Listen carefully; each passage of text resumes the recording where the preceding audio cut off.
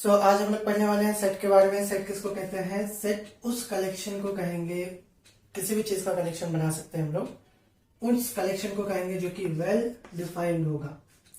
Well defined का मतलब ये हो गया कि चाहे उस कलेक्शन को आप बनाएं या उस कलेक्शन को हम बनाएं, दोनों ही कलेक्शन जो रिजल्ट होगा सेम होगा। Example,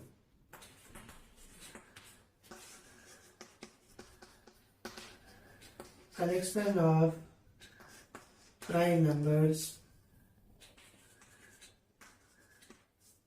less than 10। सो 10 से छोटा प्राइम नंबर्स का कलेक्शन, ठीक है। ऐसे प्राइम नंबर्स का कलेक्शन जो कि 10 से कम है, कौन कौन सा हो जाएगा? इसमें आ जाएगा आपका 2, 3, 5, 7। बस यही नंबर है, यही 5 नंबर है जो कि 10 से छोटा है और प्राइम भी है। तो ये कलेक्शन चाहे हम बनाए या चाहे आप बनाए या आपका फ्रेंड बनाए या फिर कोई और भी बनाए, ये कलेक्शन हमेशा यही रिजल्ट देगा, है ना। तो जब रिजल्ट सेम आ रहा है एक कलेक्शन को बनाते वक्त, जब रिजल्ट अलग अलग लोगों के लिए सेम ही आ रहा है, तो उस कलेक्शन को हम लोग कहते हैं वेल डिफाइंड कलेक्शन।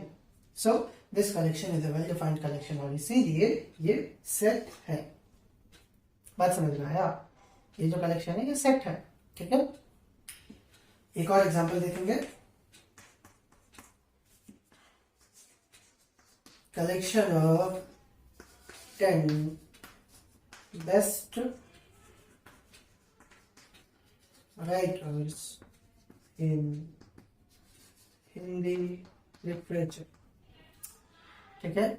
यानी कि हिंदी लिटरेचर में 10 उम्दा राइटर्स का कलेक्शन है ना, 10 बेस्ट राइटर्स का कलेक्शन। अब इस कलेक्शन में अगर हम बनाएंगे अपने हिसाब से तो इसमें हम लिख सकते हैं प्रेमचंद, क्योंकि मेरे लिए प्रेमचंद बेस्ट है, बहुत ही अच्छे लिखते हैं।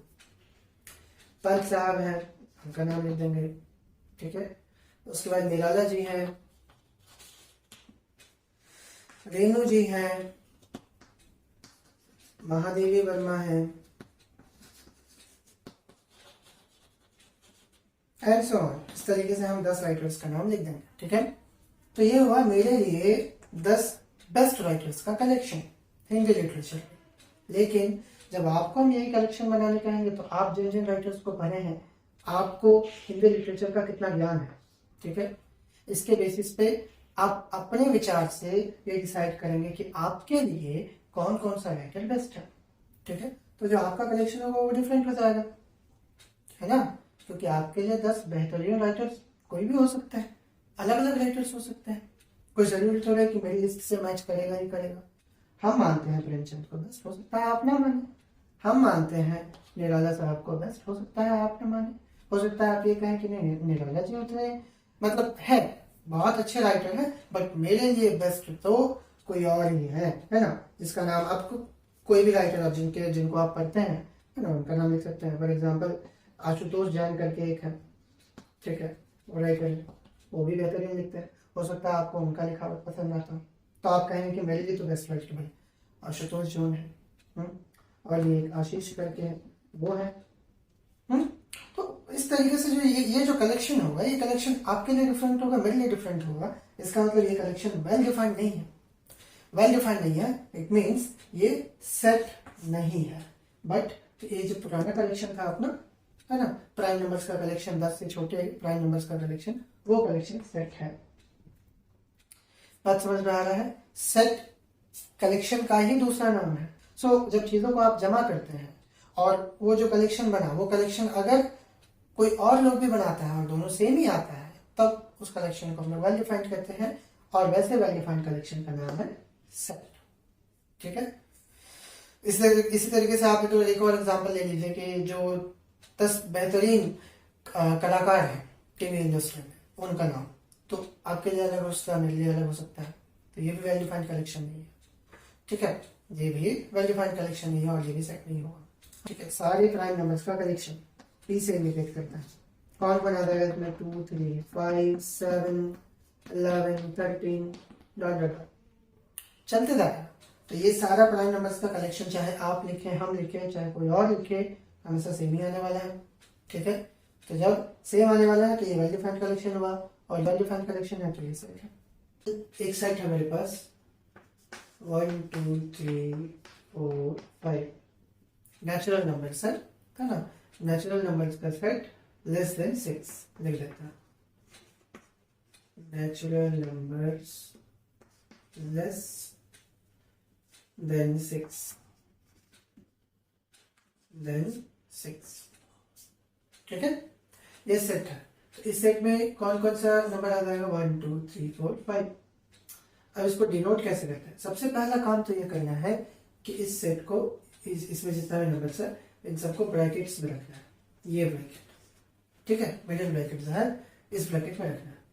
अब इस सेट को डिनोट कैसे करेंगे? तो इसको डिनोट कर सकते हैं किसी भी कैपिटल लेटर से, जैसे ए। सो अब हम ऐसे कहेंगे कि सेट ए में ये सारा नंबर है 1 2 3 4 5, ठीक है। उसी तरीके से चाहे ऐसे लिखे या फिर ऐसे लिखे, दोनों एक ही चीज है। सेट ए क्या है? नेचुरल नंबर लेस देन 6, इसको भी ऐसे लिखना पड़ेगा। और फिर सेम सेट ए क्या है? 1 2 3 4 5। 1 2 3 4 5 का मतलब यही हो गया, नेचुरल नंबर लेस देन 6। सो इस तरीके से सेट को हम लोग रिप्रेजेंट करते हैं, ठीक है। अब ये जो तरीका है लिखने का, इस तरीके में भी दो तरीके से हम लोग लिख सकते हैं। एक तो जिस तरीके से अभी हम लिखे हैं यहाँ पे, तो इसको बोलते हैं रोस्टर फॉर्म, रोस्टर फॉर्म, ठीक है, ये हो गया अपना रोस्टर फॉर्म। एक और तरीका है, उसको कहते हैं सेट बिल्डर फॉर्म।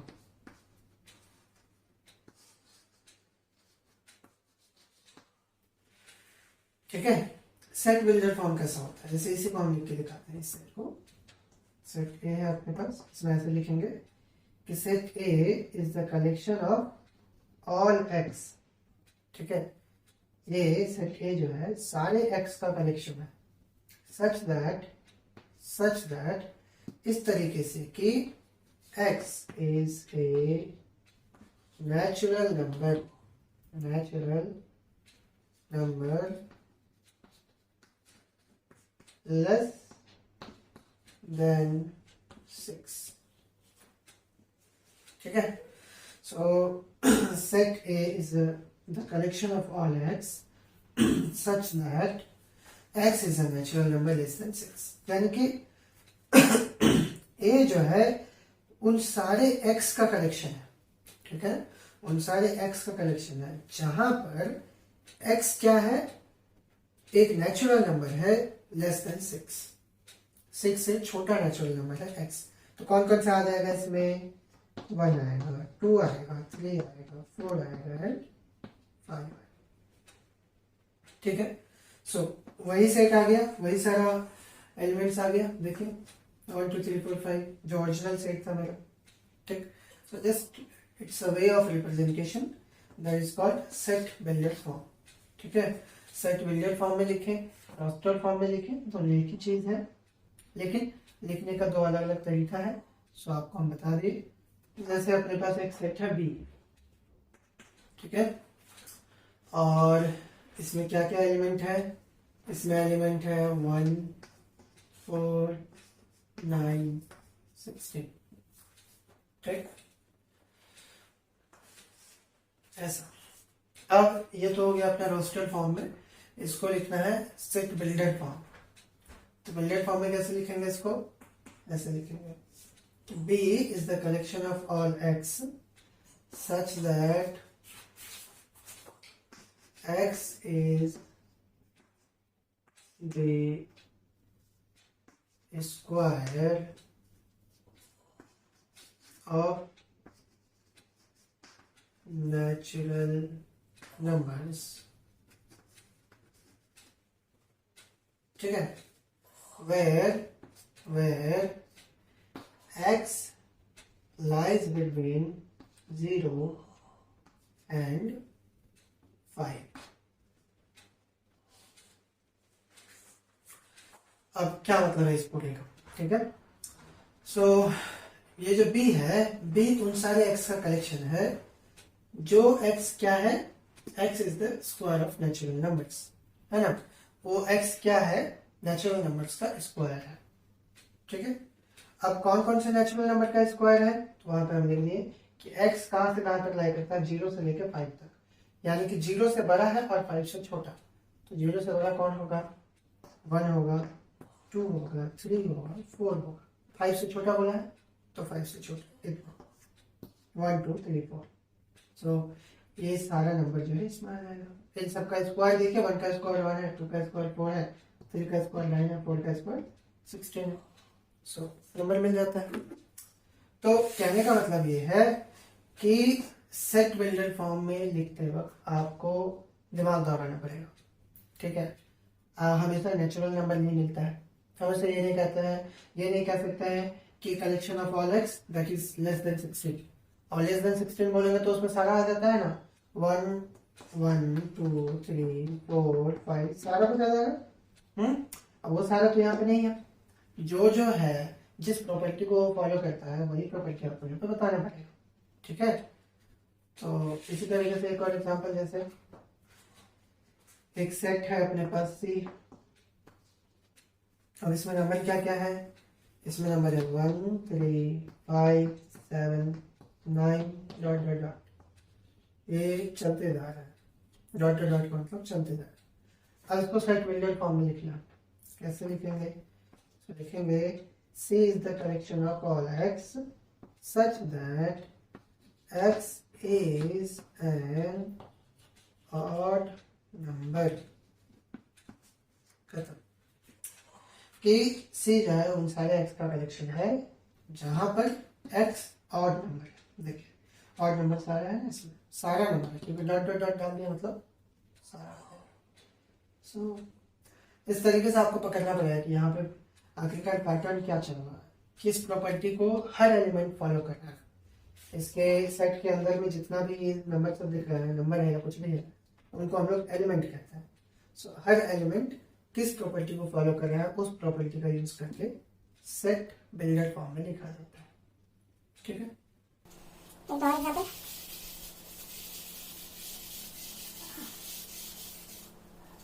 जैसे कि एक सेट है मेरे पास y, और इसमें एलिमेंट है 1 5 25 125 डॉट डॉट डॉट, ठीक है, ऐसा है।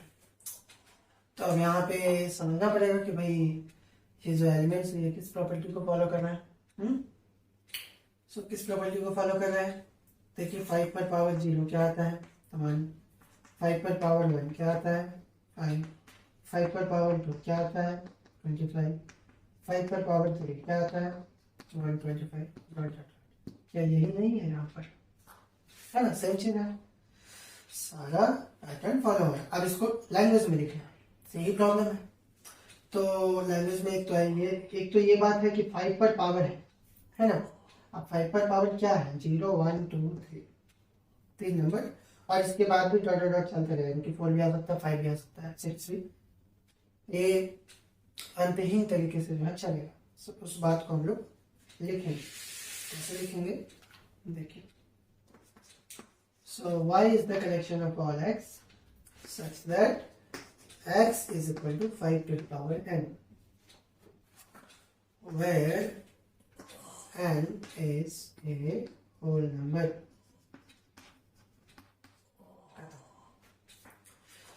कि y उन सारे x का कलेक्शन है, ठीक है, जो कि 5 पर पावर n के रूप में लिखा जा सकता है, जहां पर n होल नंबर है। अब होल नंबर में सारा आ जाता है, 0 1 2 3 4 5, ये सारा होल नंबर है अपना। इन सब के ये सब क्या है, पावर के रूप में है ना, x 5 पर पावर n है, तो 5 पर पावर 5 पर पावर 5 पर पावर 5 पर पावर 5 5, और ये सब क्या है, x है। बात समझ में आ रहा है? समझिए ध्यान से, 5 क्या लिखे हैं कि सारे x का कलेक्शन जहां पर x 5 पर पावर n के रूप में है, तो x जो है क्या है, 5 पर पावर n के रूप में है, और n क्या है, होल नंबर है। सो होल नंबर में कभी 0 दी, कभी 1 दे, कभी 2 दे, कभी 3 दे, कभी 4 दे, कभी 5 दे, तो सेट जो है अपना ओरिजिनल रूप में आ जाएगा। इसका तो 1 ही हो जाएगा वैल्यू, इसका 5 हो जाएगा, इसका 25 हो जाएगा, इसका 125 हो जाएगा, इसका 625 हो जाएगा और डॉट डॉट डॉट इसका 325 हो जाएगा। सो ये पूरा सेट जो है आपको मिल गया ना, जो रोस्टर फॉर्म में था सेम टू सेम मिल रहा है। ठीक है, इसका मतलब है कि ये जो हम सेट बिल्डर फॉर्म में लिखे हैं करेक्ट है। सो आपको बार बार ये चेक करके दिखाना नहीं है, जब बनाएंगे हम लोग क्वेश्चन तो चेक करके दिखाना नहीं है। ठीक है, आप बस इतना ही लिख देंगे, ये लिखे, ये लिखे, कहानी खत्म। ठीक है, ज्यादा नहीं, उसमें हमको प्रूफ करके नहीं दिखाना है कि हाँ भाई ऐसा होता ही है। हाँ, अपने सेटिस्फैक्शन के लिए आपको ये चेक कर लेना है कि क्या वाकई जो रूल हम यहाँ पे लगाए हैं उस रूल से ये सारा एलिमेंट आता है। अगर आता है तो करेक्ट है, नहीं आता है तो रॉन्ग है। चलिए हो सेट डी कर लेते हैं। इसमें है गंगा, यमुना, सरस्वती,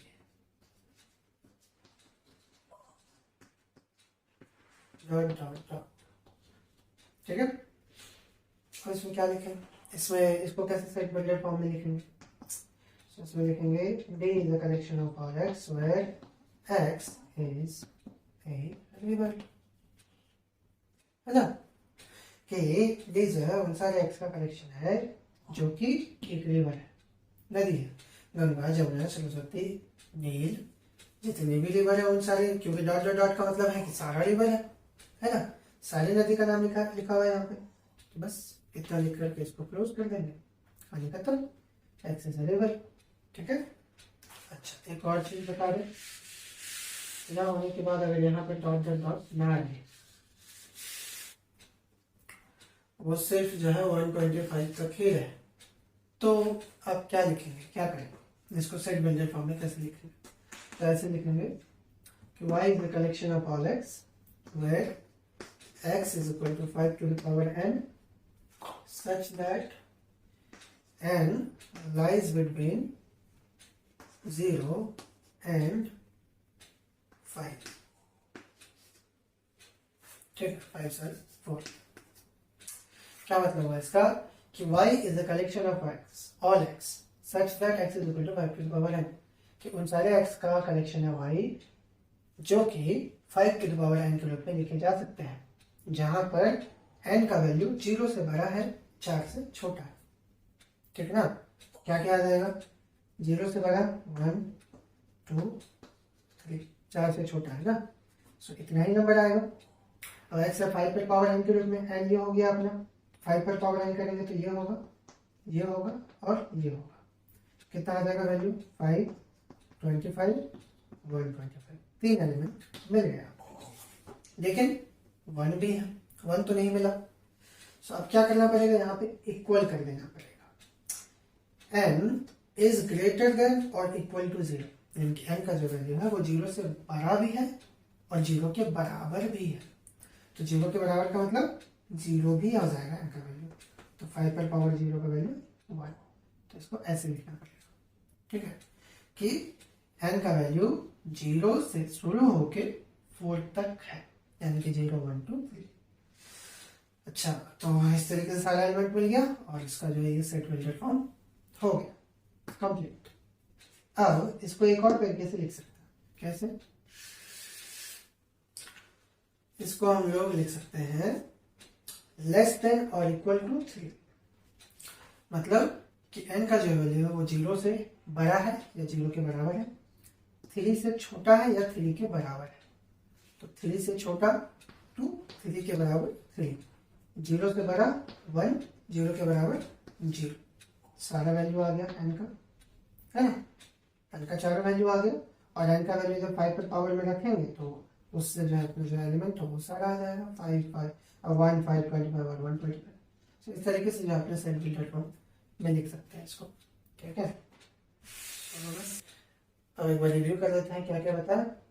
सो सेट क्या है, अपना कलेक्शन है चीज़ों का, किसी भी चीज़ का ले सकते हैं, और ऐसे चीज़ों का ऐसा कलेक्शन जो कि वेल डिफाइंड हो, ठीक है,